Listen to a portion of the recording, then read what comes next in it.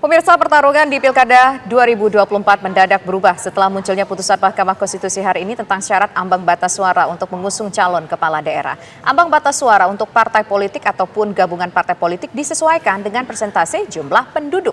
Untuk pencalonan Gubernur Jakarta, Banten, dan Sumatera Utara hanya dibutuhkan 7,5% suara hasil pemilu legislatif. Sementara untuk Jawa Barat, Jawa Tengah, dan Jawa Timur dibutuhkan suara yang lebih kecil lagi, yaitu 6,5% suara. Padahal pemirsa, aturan sebelumnya menyaratkan perolehan suara partai politik minimal 25%. Apa yang akan terjadi dengan Pilkada Serentak 2024? Untuk membahasnya telah bergabung bersama kami Ketua DPP PD Perjuangan Nusirwan Sujono, kemudian pakar politik Burhanuddin Muhtadi, politisi Partai Gerindra Ahmad Riza Patria, dan juga sudah bergabung di studio Wasekjen PKB Mas Zainul Munasihin.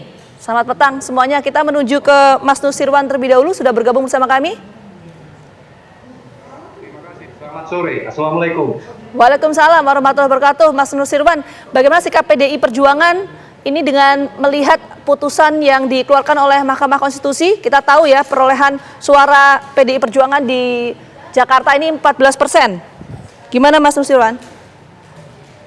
Tentu kita bersyukur tidak hanya Jakarta, dan tentu perkembangan terakhir ini pada akhirnya Mahkamah Konstitusi sebagai penjaga konstitusi memberikan pencerahan, memberikan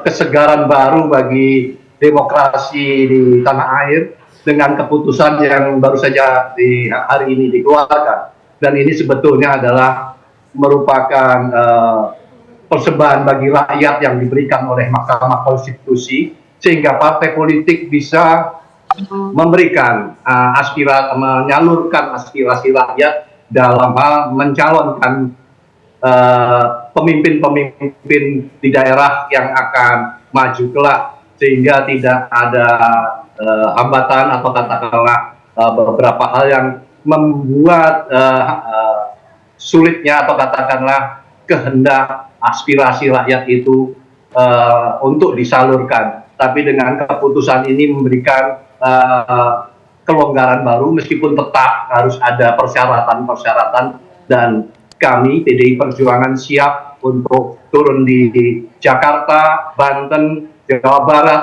maupun Sumatera Utara. Baik. Persyaratan tersebut sudah kita bisa penuhi. Ya, Pak Nusirwan, jika demikian lantas di Jakarta PDIP akan mengusung siapa? Tentu pada saatnya nanti akan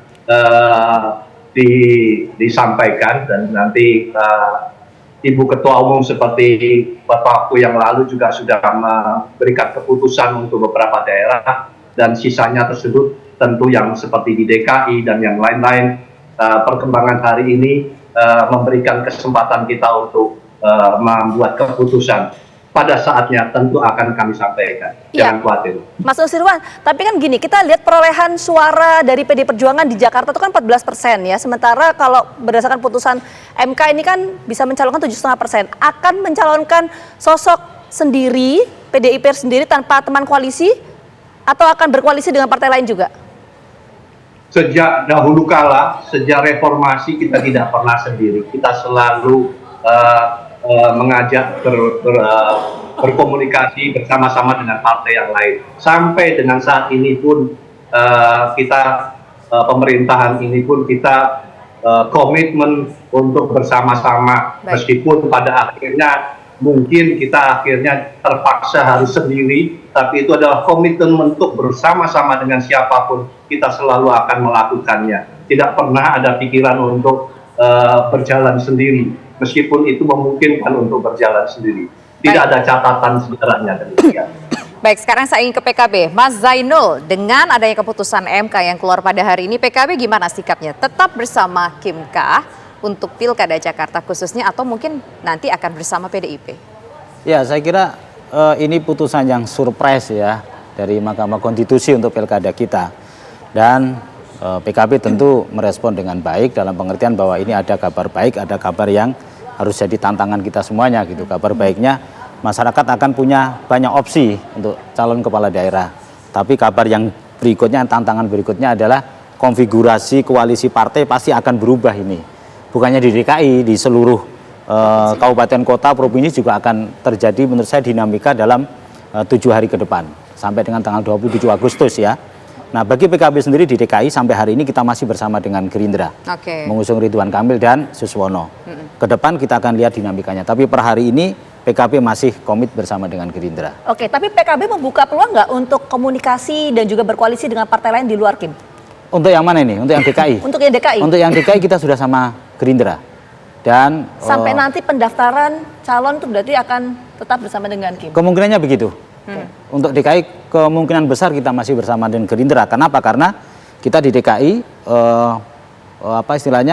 kita belum menemukan sosok yang internal yang untuk bisa kita majukan. Jadi kita bergabung dengan Gerindra. Tapi untuk provinsi-provinsi yang lain kita sedang mempertimbangkan untuk bisa maju sendiri. Itu. Oke, baik. Sekarang kita ingin menuju ke Gerindra. Bang Ahmad Riza Patria sudah bergabung bersama kami dengan keputusan dari MK ini. Artinya untuk menuju pilkada di provinsi manapun itu termasuk DKI Jakarta udah nggak perlu lagi dong koalisi yang gemuk. Bang Riza. Ya, koalisi yang ada memang kami KIM berusaha sedapat mungkin agar bisa solid dan kompak mengusung satu pasangan calon ya. Karena kebersamaan dari persaudaraan kami. Namun demikian di banyak tempat dari 545 tidak semua KIM bisa satu pasangan calon.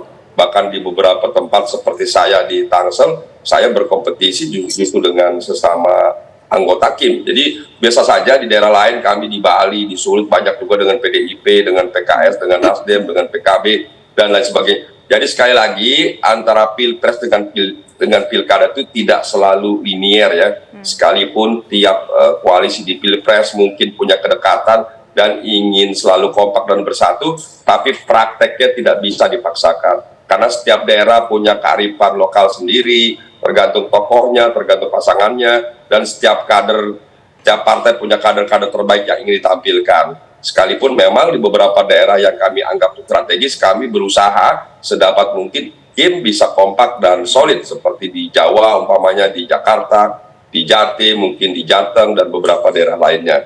Dan alhamdulillah sampai hari ini tidak hanya KIM, bahkan KIM mendapat dukungan dari partai di luar KIM, seperti di Jawa Timur, Jawa Tengah, bahkan di Jakarta, juga di Banten, di tempat saya di Tangsel juga demikian.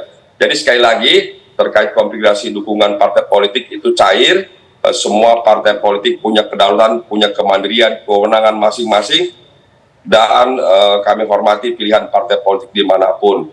Dan terkait dengan putusan MK, tentu kami menghormati apapun produk hukum, sesuai dengan peraturan undang-undangan kami akan patuh dan taat. Kami serahkan sepenuhnya pada KPU Bawaslu sebagai penyelenggara pilkada. Kami akan patuh dan taat apa yang menjadi keputusan dan ketentuan undang-undang.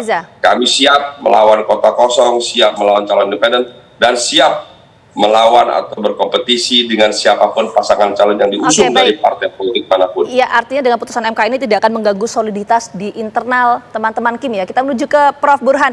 Prof. Burhan, seberapa signifikan pengaruhnya putusan MK ini terhadap konfigurasi partai politik di pertarungan pilkada? Ini plot twist ya.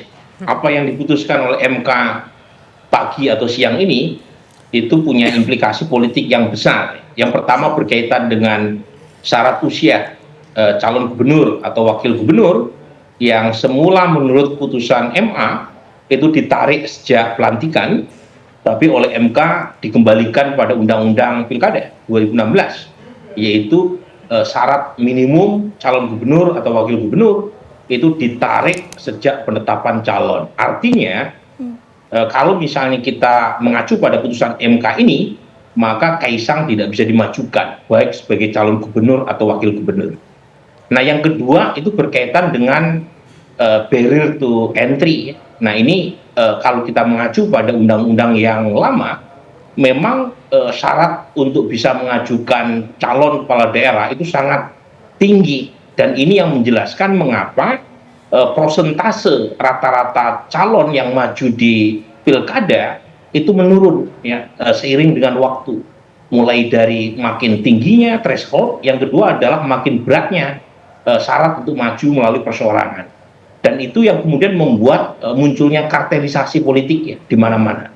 Jadi menurut saya kalau misalnya putusan MK ini ditindaklanjuti oleh KPU, karena KPU kan harus menurunkannya dalam bentuk peraturan KPU nih ceritanya Vita ya. Nah, kalau kita mendengar statement sementara dari Komisioner KPU, mereka ingin berkonsultasi dulu dengan pemerintah dan DPR. Nah, kalau misalnya hasil konsultasi itu keputusan MK ditindaklanjuti dalam bentuk peraturan KPU, itu bisa mengubah banyak hal, terutama berkaitan dengan provinsi yang memiliki syarat minimum jumlah pemilih di DPT sesuai dengan putusan MK. Nah, misalnya PD Perjuangan di Jakarta itu bisa maju itu tanpa harus berkoalisi dengan partai lain, termasuk ilah, ini bahasa usul fiknya ya, ilah atau alasan yang dipakai oleh beberapa partai yang sebelumnya enggan mengusung Anies karena alasan tidak cukup kursi, itu ilah atau dalihnya itu terbantahkan gitu, kalau mengikuti putusan MK yang terbaru. Karena PSI sekalipun meskipun kursinya hanya 8%, karena total perolehan PSI di Jakarta 7,5%, itu bisa mengusung calon gubernur dan wakil gubernur tanpa berkoalisi dengan partai lain, apalagi PKS yang menang pemilu. Jadi menurut saya ya, seminggu ke depan itu akan menjadi uji loyalitas keimanan Kim Plus. Kalau misalnya mereka masih komit dengan apa yang sudah disepakati, mungkin kita akan menambah misal untuk kasus Jakarta ya Vita, itu calon gubernur dan wakil gubernur dari PDI Perjuangan saja. Tapi kalau misalnya ada yang masuk angin, beberapa partai yang sebelumnya menandatangani kesepakatan dengan Kim Plus, ya bisa jadi calonnya lebih banyak lagi. Oke, Dan ada berapa ini calon menurut saya, kira-kira kalau misalkan memang dalam tanda kutip ada partai yang masuk angin, bukan hanya PDIP saja yang punya kesempatan untuk mengajukan calon, tapi partai yang lain yang juga udah punya koalisi, punya kesempatan. Mana-mana saja partainya, kira-kira orangnya siapa aja, partainya apa aja. Nanti akan kita bahas pemirsa, usai jeda berikut, tetaplah bersama kami.